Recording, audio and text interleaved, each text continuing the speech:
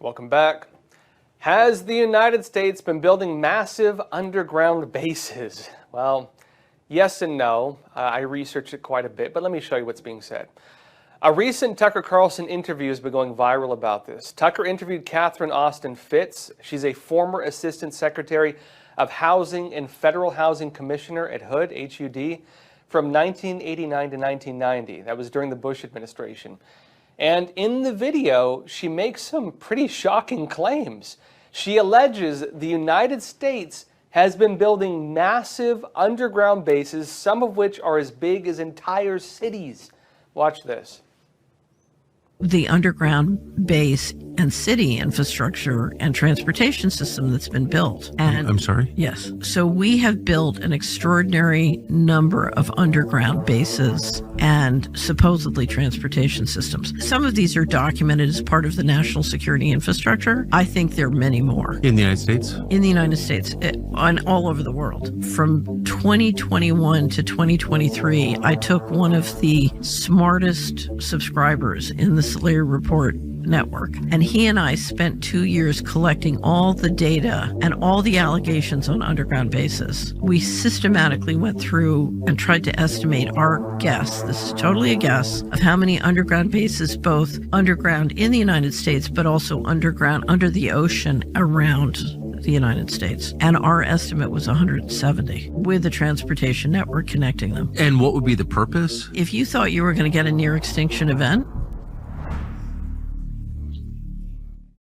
what she alleges is that these city-sized underground bases work as a kind of backup place to live. This is in case of a civilization-ending disaster.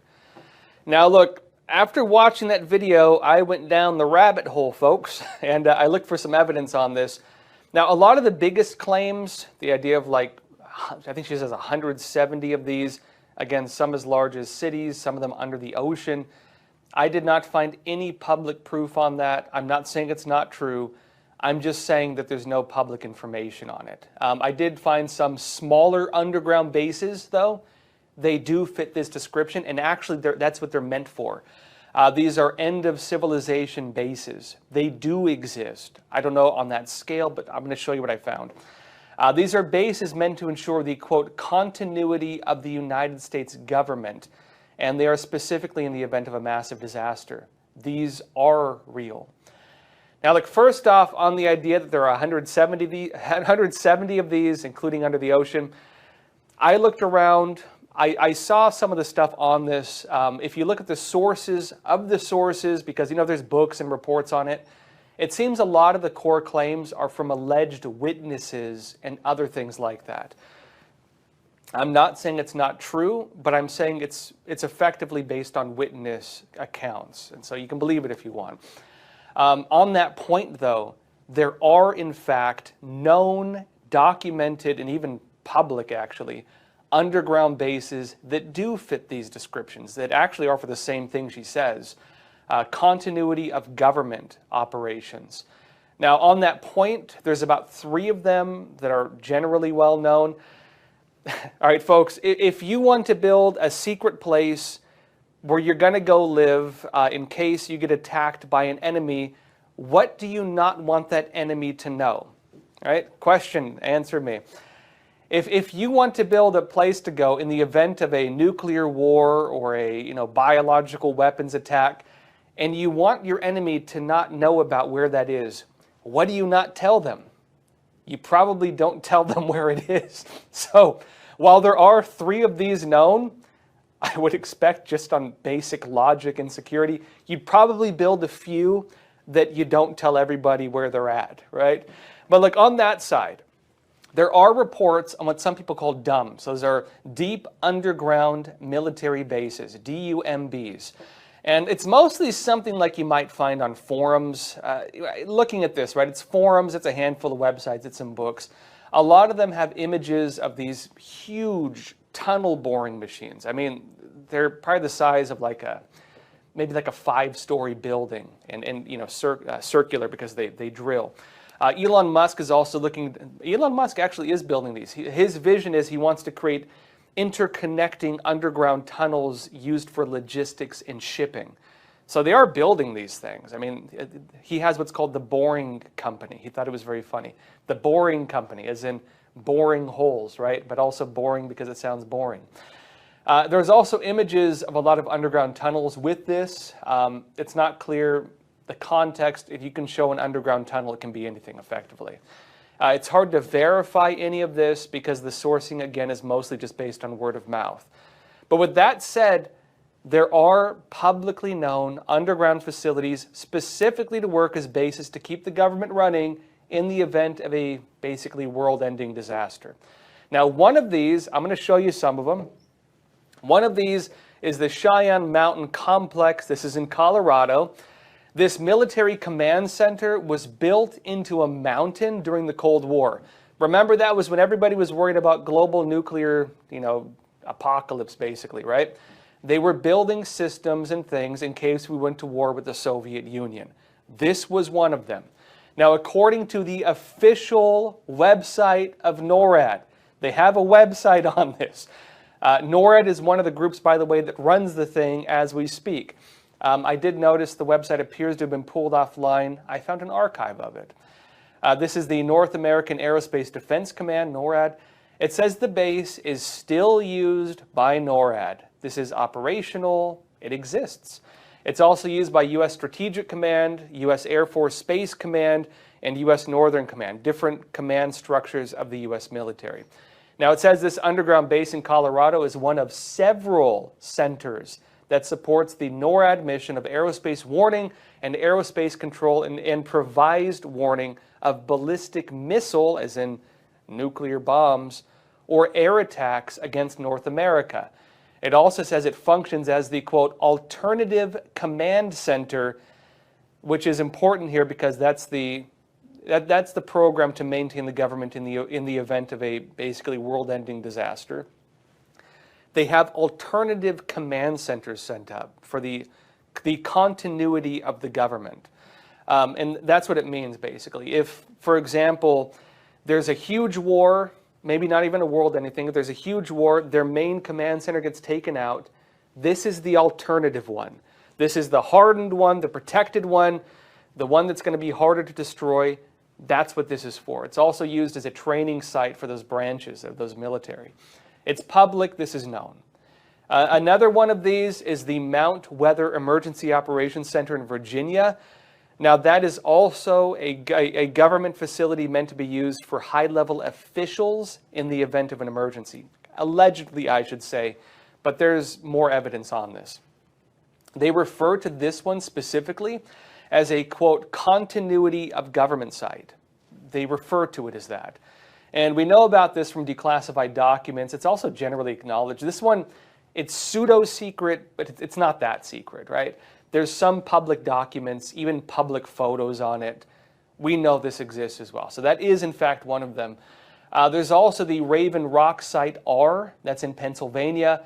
This is another continuity of government site. That's the technical phrase for these, continuity of government. This one is also allegedly designed to keep the military functioning in the event of a disaster or crisis. This was built by the Department of Defense as an emergency center, as in a disaster, again, and also as an electronic control center. And it's officially called, right, the new official name, they call it the Alternate Joint Communication Center. Again, alternate as an alternative if the main one gets destroyed. And again, it exists as a location to help the United States still function in the event of a massive disaster.